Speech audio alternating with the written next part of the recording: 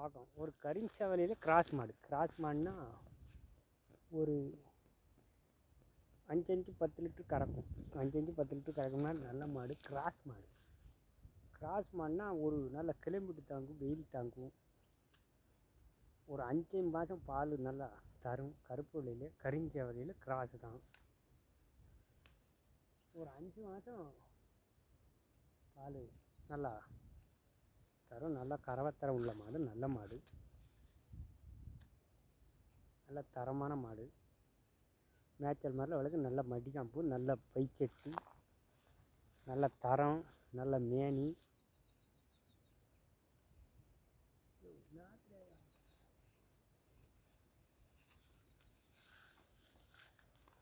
நல்ல குவாலிட்டியான மாடு, நல்ல மாடு, நல்ல தரம், நல்ல மேனி, காலுகை நல்ல குறுங்கால் மாடு, நல்ல தரமான மாடு.